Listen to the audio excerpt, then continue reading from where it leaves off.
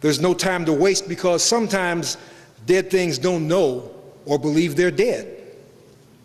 Sometimes the people who relied and trusted those dead things don't believe they're dead either, and they continue to act as though they're not.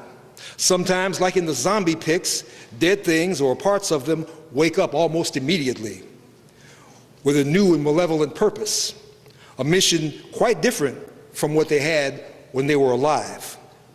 At Black Agenda Report, we call this dead and dying the Black Misleadership class, our name for a range of forces ranging from the undead corpses of the old civil rights organizations, which are now wholly funded by corporate America, to a large part of the Black church, and to our large tribe of Black elected and appointed officials, our judges, prosecutors, legislators, sheriffs, jailers, along with their consultants and contractors and aspirants. In an important sense, of course, these forces are far from dead. They're not dead any more than the zombies on TV are dead. Like them, they are actually, dead or not, quite active. What's dead and dying in them, though, what's dead and dying in our Black Misleadership class is any lingering pretense of an attachment to what used to be their mission of racial, let alone human uplift. As Glenn said, they're dedicated now to their own careers and to the advancement of others like them. 45 years ago, there were only 6 or 7 black faces in Congress, and there were no black behinds in the big chairs of city halls, speakers of state houses, presidents of state senates, let alone in the White House. There were no black secretaries of state or UN ambassadors or national security advisors.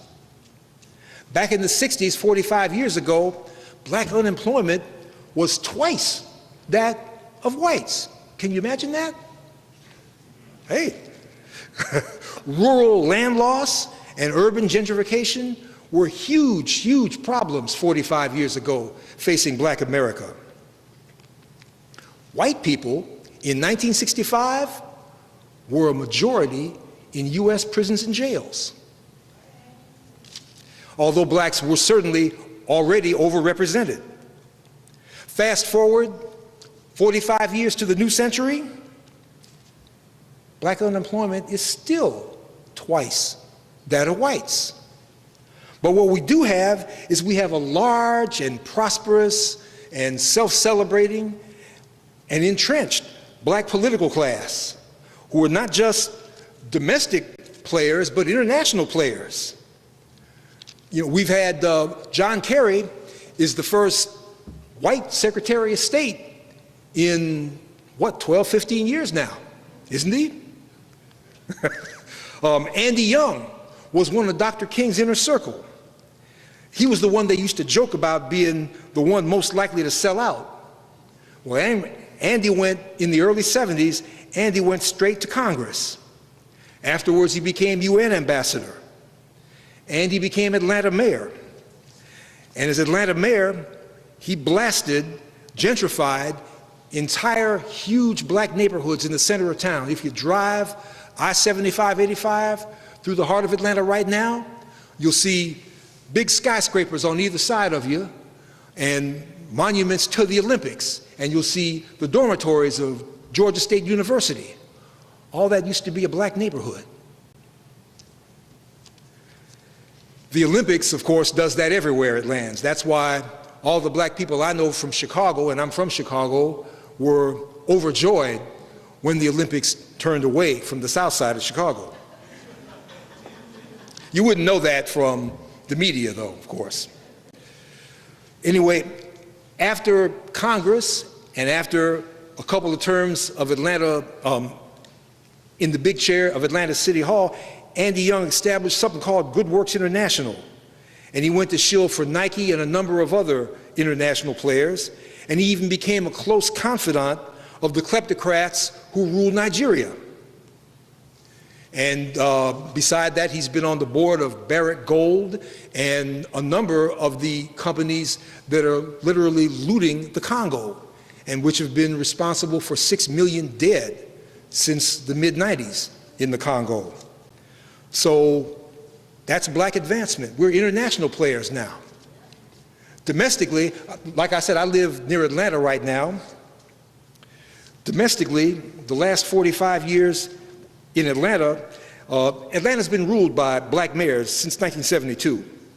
And these black mayors helped spawn and propagate a whole class of contractors and aspirants. They built Hartsfield International Airport, the biggest airport in the world now. And a lot of that was done by black contractors. One of the biggest contractors involved in that was a guy named H.K. Russell. I don't know if you've heard about him here in New York or not, but H.J. Russell is a big player around the country now in engineering and construction, and they're even at the lead of decimating more black neighborhoods in Atlanta to make room for more gentry.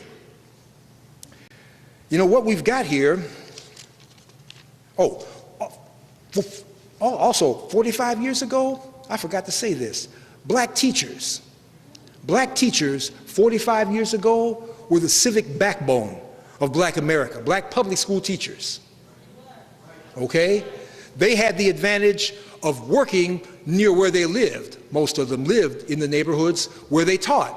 So they didn't have a long commute, an hour each way in the car, to waste.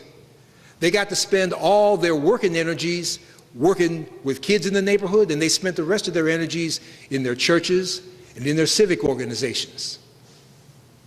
Where are black teachers now, 45 years later? Mostly fired, okay? Our black misleadership class has jumped on the charter school bandwagon, the school privatization bandwagon, a bandwagon that, as Glenn just told you, was ginned up by the Bradley Foundation, the Walton Family Foundation, the Gates Foundation, and other heavy right-wing players. I can't see that thing you're holding up, so you're gonna have to hold up numbers. Oh, it's time, all right. So anyway, 45 years later, 1 minute there, 45 years later, our 6 or 7 black members of Congress is now a crew of 42. And rural land loss, it's over. We ain't got to worry about that no more. We done lost it.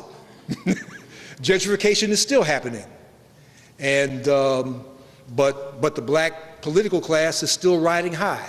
What's dead is their mission. And it's time for us to worry about what comes after. I'm going to invite up here now, who am I inviting up here? Let's, Brother Ajamu Baraka, and Dr. Tony Montero, and Dr. Marsha Coleman Abadayo. And let them share some of these insights with the rest of us here.